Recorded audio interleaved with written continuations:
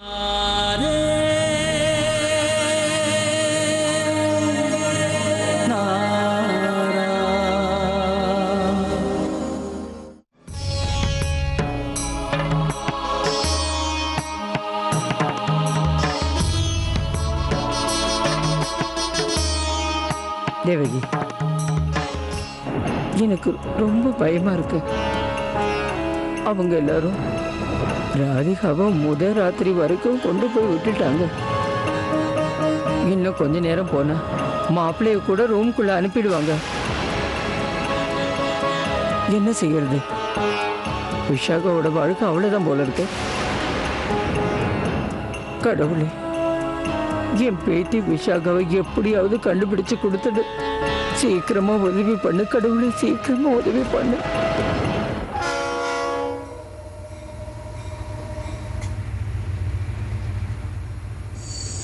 இது என்ன ஸ்டேஷன் பிரதீப்? எனக்கும் தெரியல விஷாக்கா.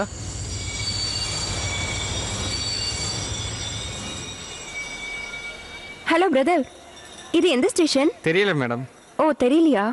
பிரதீப் ரொம்ப பசிக்குது, ஏதாவது வாங்கிட்டு வாங்க. டீ சாப்பிடுறியா? சாப்பிடுறேன். சரி சீக்கிரம் வா. மேடம், நீங்க தான் விஷாக்காவா?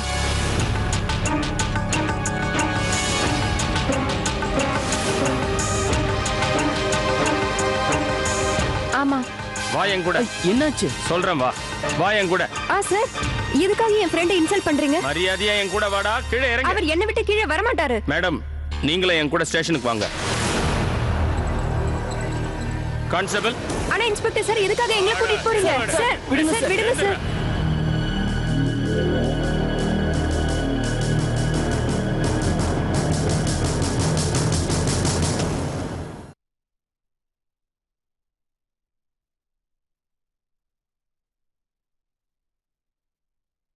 எனக்கு தெரியும்,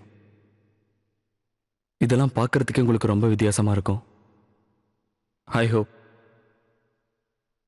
நீங்க என்ன மன்னிச்சிருவீங்க. நீங்க ஏன் இப்படி சொல்றீங்க? ஏன்னா நான் பண்ணது தப்பு. எனக்காக நீங்க கஷ்டப்பட வேண்டியதா இருக்கு. நிம்மதி கல்யாணம் ஆகி கொஞ்ச நேரம் தான் இருந்துச்சு, அதுக்கப்புறம் எல்லாமே முடிஞ்சிருச்சு. எனக்கு ஒரு தலகாணி,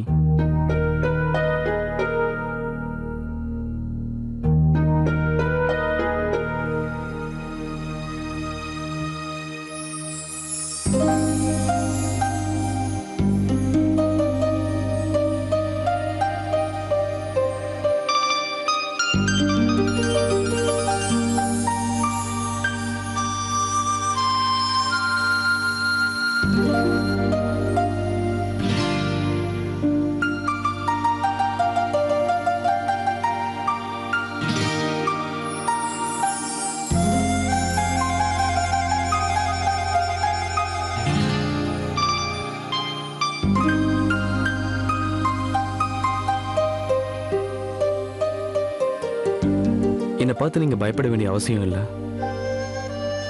என்னால உங்களுக்கு எந்த பிரச்சனையும் வராது. உங்களுக்கு வேணும்னா நீங்க அந்த துணியை எடுத்துடலாம்.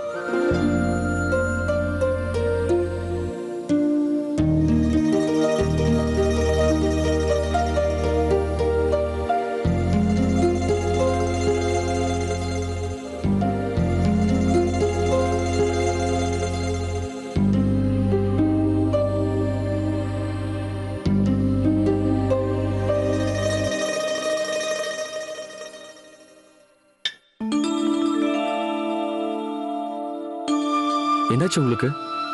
தூக்கம் வரலையா? இல்ல, அது மனசு ஒரு மாதிரி. அப்படின்னா உங்க மனசுல ஏதாவது பாரம் இருக்கா?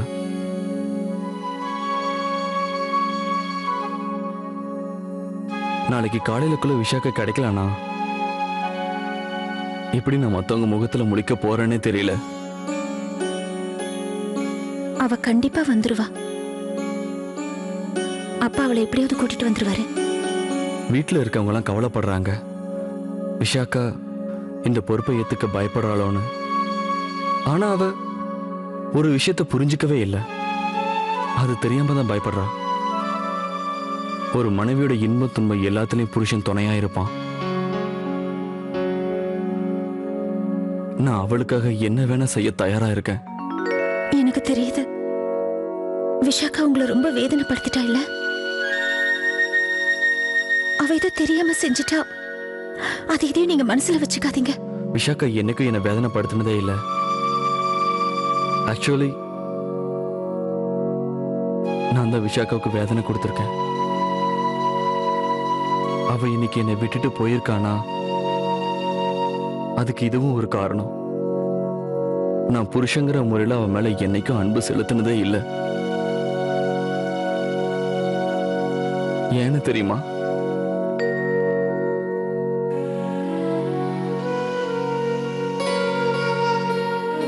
ஏன்னா நான் மனசார வேற ஒருத்தியை விரும்பினேன்.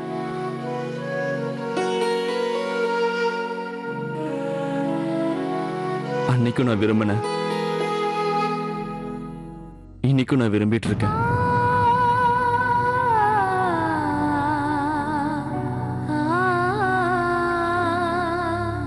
இன்னமும் அவ மேலதான் என் உயிரையே நான் வச்சிருக்கேன்.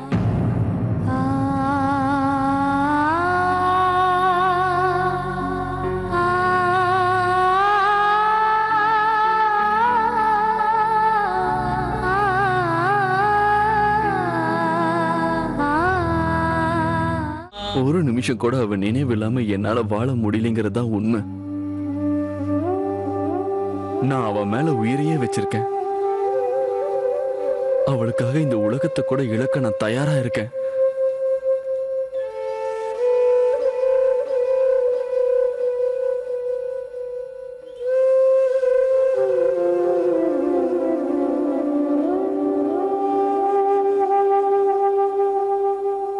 நான் பேசுறது உங்களுக்கு ஆச்சரியமா இருக்குல்ல? ஏன்னா நான் உங்க சகோதரியோட கனவு இல்ல.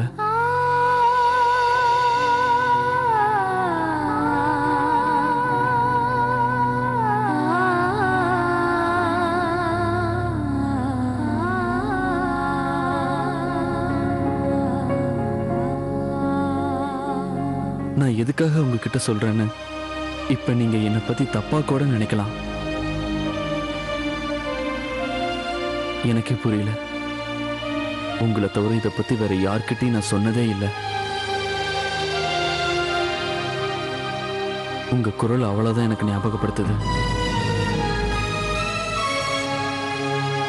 நான் விரும்பினவளோட குரல் இது.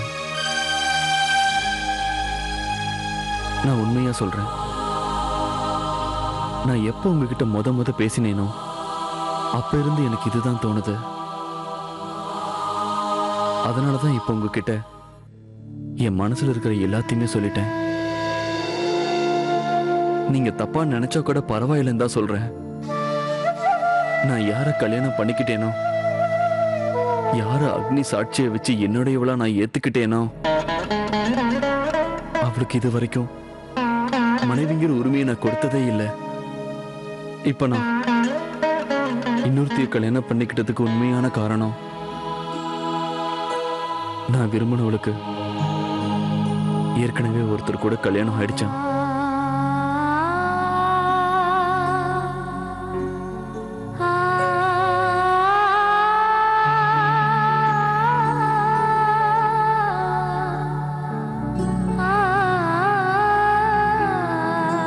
அப்பா எங்களை விட்டு போனதுக்கு அப்புறம் நான் ரொம்ப மனசு உடைஞ்சு போயிட்டேன்.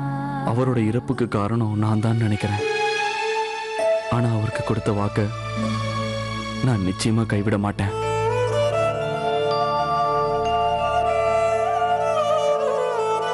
என் மனசுல இருக்கிற அவரோட எண்ணங்களை என்னால மறக்கவே முடியாது.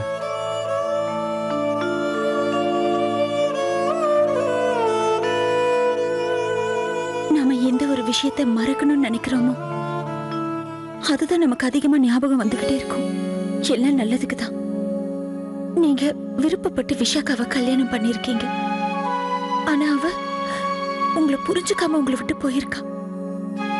ஒண்ணு மட்டும் சொல்றேன், நீங்க உயிரா நேசிச்ச பொண்ணோட உங்களால வாழ முடியலங்கிறதுக்காக விஷாக்காவோட வாழாம இருந்துடாதீங்க. நானும் அதான் நினைக்கிறேன். எனக்கு ஒரு சத்தியம் பண்ணுவீங்களா? சொல்லுங்க. விஷாக்கா மறுபடியும் உங்க கூட வந்து சேரும்போது அவகிட்ட நடந்ததை பத்தி நீங்க ஒரு வார்த்தை கூட பேசக்கூடாது.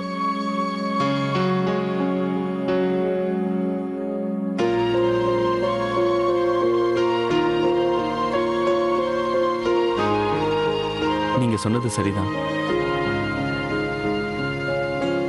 உண்மையிலேயே நீங்க எனக்கு ஒரு நல்ல ஃப்ரெண்டா இருப்பீங்கன்னு நினைக்கிறேன்.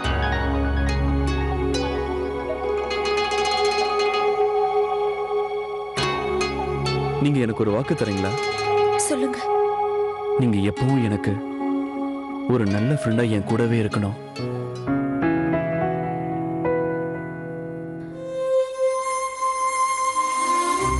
இருப்பேன்.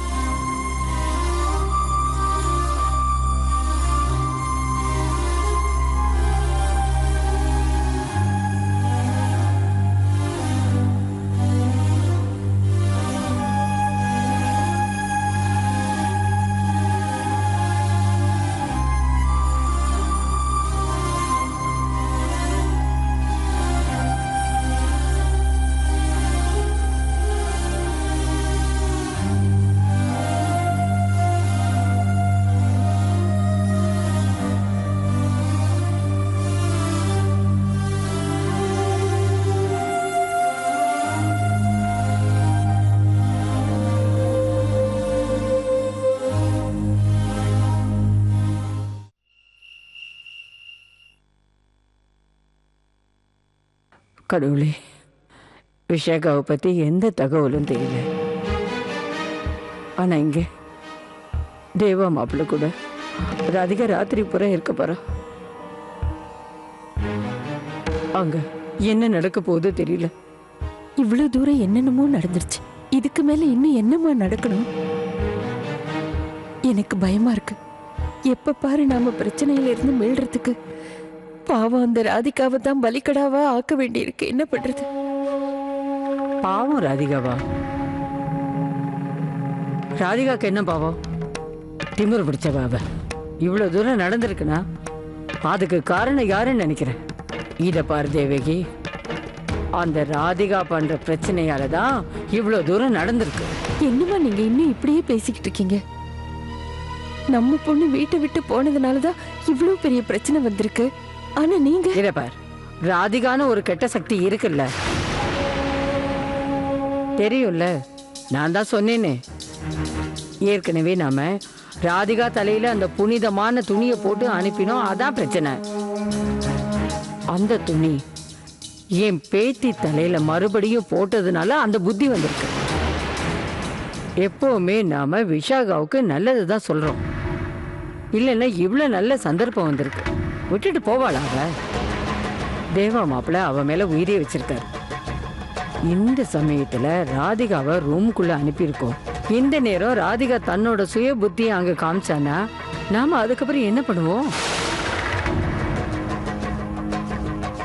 கடவுளே, அந்த பொண்ணு தன்னோட சுய புத்தியை காமிக்கிறதுக்கு முன்னால எப்படியாவது விஷாகா மறுபடியும் எங்களுக்கு கிடைக்கிற மாதிரி நீ தான் பண்ணணும்.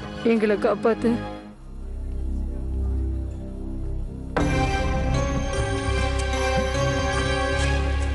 வாங்க. ஒரு நிமிஷம் இன்ஸ்பெக்டர் சார். ட்ரெயின்ல இருந்து இறக்கி எங்களை எங்க கூட்டிட்டு போறீங்க? நாங்க என்ன தப்பு பண்ணோம்? எல்லாமே சொல்றேன் மேடம். முதல்ல ஸ்டேஷனுக்கு வாங்க. இதோ பாருங்க இன்ஸ்பெக்டர், நீங்க ஏதோ எங்களை தப்பா நினைச்சிட்டு இருக்கீங்க போல இருக்கு. எஸ், நாங்க ரெண்டு பேரும் நல்ல ஃபேமிலி, நல்ல வேலை செய்யற டீசன்ட் சிட்டிசன்ஸ். மரியாதையா வாய முடியும், இல்ல உத வாங்கி சாவ. கான்ஸ்டபிள், இழுத்துட்டு வாங்க. இன்ஸ்பெக்டர் சார், நான் சொல்றது ஒரு நிமிஷம் கேளுங்க. இவ்வளவு நடந்து அவர் என்ன மறக்காம இருக்காரு. என்னால ஏற்பட்ட அந்த வலி அவர் ரொம்ப வாட்டுது. ஆனா நான் அந்த வலிக்கு எந்த மருந்தும் போட முடியாம இருக்கு. இப்ப அவ என் கூட இருந்திருந்தா எவ்வளவு நல்லா இருந்திருக்கும். என்னோட வீட்டுக்கும் சரி, என்னோட மனைவிங்கிற முறையிலும் சரி, எல்லாரும் எவ்வளவு சந்தோஷமா இருந்திருப்பாங்க. நான் மட்டும் அவரோட மனைவியா இருந்திருந்தா அவர் எப்பவுமே சந்தோஷமா இருந்திருப்பாரு. நான் அவரோட மனைவியா இருக்கேன், அவருக்கு பக்கத்துல இருக்கேன். ஆனா என்னால ஒண்ணுமே பண்ண முடியல. ஆனா அந்த சந்தோஷத்தை விஷாக்காவால தான் அவருக்கு கொடுக்க முடியும். நான் விஷாக்கா மேல உண்மையா அன்பு செலுத்தியிருந்தேனா ஒருவேளை அவ இந்த மாதிரி வீட்டை விட்டு போயிருக்க மாட்டாளோ என்னமோ. விடிஞ்சதும் முத வேலையா நான் இந்த இடத்தை விட்டு போயிடணும். இந்த சொந்த பந்தங்களோட கொஞ்ச நேரம் இந்த வீட்டோட சின்ன மருமகளா இருந்ததே எனக்கு போதும். நாளைக்கு விடியும் போது என்ன நடக்க போகுதுன்னு யாருக்கு தெரியும்? அந்த கடவுளை தவிர.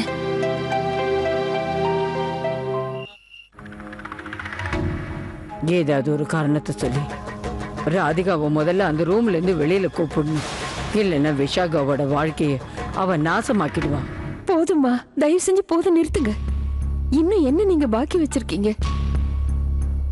அந்த பொண்ணு பார்த்தா உங்களுக்கு பாவமா தெரியல? எல்லா முறையும் எல்லா சடங்கும் ராதிகாவுக்கு தான் நடந்திருக்கு. எல்லாத்துலயும் ராதிகா தான் கூட இருந்திருக்கா. இவர் கூட ராதிகாவை தான் கன்னிகாதானம் பண்ணி கொடுத்திருக்காரு. தேவா மாப்பிள்ள கூட ராதிகா நெத்தியில தான் குங்குமம் வச்சாரு. ஆனா அம்மா, நீங்க இப்பவும் விஷாக்காவோட எதிர்காலத்தை பத்தி தான் பேசுறீங்க. எனக்கு என்னவோ விஷாக்கா இந்த சடங்கெல்லாம் எதுவுமே பண்ணல. அதனால கடவுள் தன்னோட பார்வையில விஷாக்காவை தேவா மனைவியா ஏத்துக்கலன்னு நினைக்கிறேன். ஆனா இன்னைக்கும்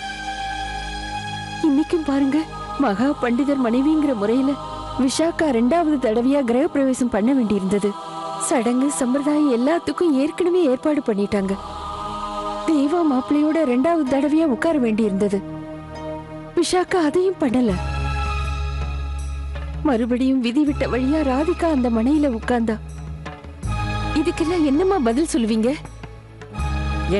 என்ன பதில் சொல்லணுங்கிற? நான் சொல்றேம்மா, நீங்க ஒத்துக்கிட்டாலும் இல்லைனாலும், சமுதாயம் ஏத்துக்கிட்டாலும் இல்லைனாலும், நிச்சயமா ராதிகா தான் தேவாவோட மனைவி. நாம அது இல்லைன்னு சொல்லக்கூடாது இல்லையா? அது ரொம்ப பெரிய பாவம்மா. இது ஒன்றும் பெரிய பாவம் கிடையாது தேவகி. ஏன் தேவகி, உன் பொண்ணு சந்தோஷமான வாழ்க்கை வாழணும்னு உனக்கு தோணவே இல்லையா? அம்மா, ராதிகாவும் என்னோட பொண்ணுதான்.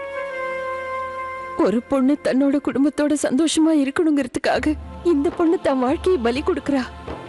அதுக்கு நான் என்னமா பதில் சொல்லுவேன்? நான் இவளோட சந்தோஷத்தை எடுத்து இன்னொரு பொண்ணுக்கு கொடுக்கறேன். ஆனா யார பத்தியும் அந்த பொண்ணு கவலைப்படுறதே இல்ல. இத பார், இந்த உரிமை விஷாகாக்கு தான். அந்த வீட்டுல விஷாகா தான் இருக்கணும். ஒருவேளை கடவுளோட பார்வையில விஷாகா தேவாவோட பொண்டாட்டியா இல்லைன்னா, அப்ப நான் விஷாகாவை தேவா மாப்பிள்ள விரும்புற மாதிரி பண்ணியே தருவேன். இப்ப எனக்கு விஷாகா சீக்கிரம் திரும்ப வந்தா போதும். இங்க பாருங்க, வாரண்ட் எதுவுமே இல்லாம எங்களை கூட்டிட்டு வந்திருக்கீங்க. அதுவும் இல்லாம ஸ்டேஷனுக்கு கூட்டிட்டு வந்திருக்கீங்க. நான் இப்பவே என் வக்கீல் கிட்ட பேசணும். நீங்க என்ன பண்றதா இருந்தாலும் அவர் வந்ததுக்கு அப்புறம் பண்ணுங்க. முடியாது, அதுக்கெல்லாம் அலோ பண்ண முடியாது மேடம். உங்க 2 பேரையும் ஜெயிலுக்கு அனுப்ப போறேன். திருட்டுத்தனமா எங்க ஓட பாக்குறீங்க? சார், இன்ஸ்பெக்டர் சார், ஓட பாக்குறோமா? நான் என்னோட கசின் கூட மும்பை போயிட்டு இருக்கேன். எங்க பாட்டிய பார்க்க, அதாவது இவனோட பாட்டிய பார்க்க.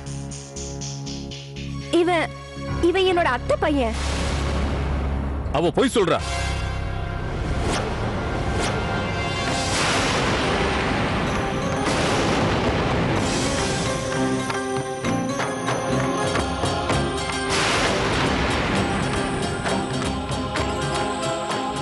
இவனை சகோதரன் சொன்னா சகோதர இனத்துக்கே அவமானம்.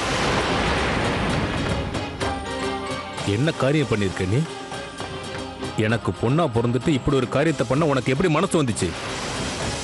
நீ கொஞ்சம் கூட யோசிக்கலையா? உன்னோட இந்த கீழ்த்தரமான செயலால எவ்வளவு பேர் அவமானப்படுவாங்க. இவனை போய் சகோதரன் சொல்றியே, இவனோட தூண்டுதலால தானே நீ வீட்டை விட்டு வெளியே வந்த. இவருக்கு பதில் சொல்ல வேண்டிய அவசியம் எனக்கு இல்ல. சொந்தமா முடிவெடுக்க எனக்கு எல்லா உரிமையும் இருக்கு. யார்கிட்டயும் கேட்டுதான் முடிவெடுக்கணுங்கிற அவசியம் எனக்கு இல்ல. இவன் எனக்கு என்னோட எண்ணத்தை நிறைவேற்றணுங்கிறதுக்காக தான் எனக்கு ஹெல்ப் பண்ணிட்டு இருக்கான். என்னம்மா? ஆமா, என்னோட எண்ணம். மும்பை. ஒரு வீட்டுக்குள்ள இருக்கிற கோவிலுக்குள்ள உட்கார்றது என்னோட எண்ணம் இல்ல. என்னோட மனசுல இருக்கிற எண்ணம் வேற. கல்யாணம் கல்யாணம் நான் அதுக்காக பண்ணிக்கல. ஒரு ஜெயில இருந்து விடுதலையாகி இன்னொரு ஜெயிலுக்குள்ள தெரியாம போயிட்டேன். இதுக்கப்புறமா அந்த ஜெயிலுக்குள்ள இருக்க நான் விரும்பல. புரியுதா? விஷாகா,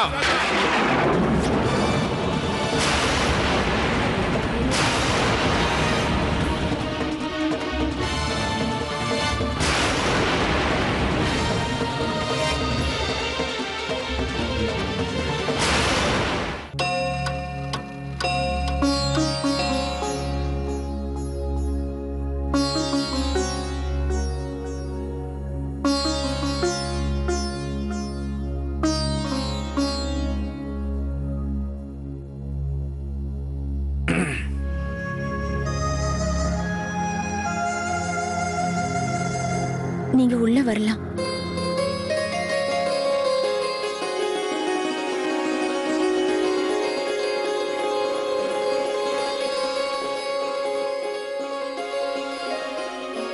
அப்பா கிட்ட இருந்து போனே வரல. பூஜைக்கு வேற நேரம் ஆயிடுச்சு. குல வழக்கப்படி இதுதான் முதல் பூஜை. முறைப்படி இது விஷாக்கா தான் பண்ணணும். இன்னும் கொஞ்ச நேரத்துல எல்லாரும் வந்துருவாங்க. எல்லாருக்கும் உண்மை தெரிய ஆரம்பிச்சிரும். நான் உங்களுக்கு ஏதாவது உதவி பண்ணட்டுமா?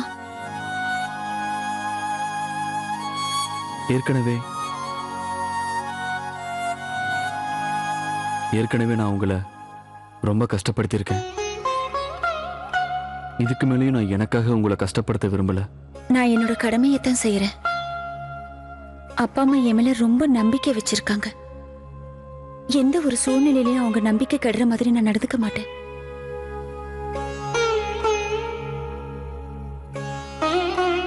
நீங்க அவங்களோட மருமக. அதனால உங்களுக்கு உதவ வேண்டியதும் என்னோட கடமை.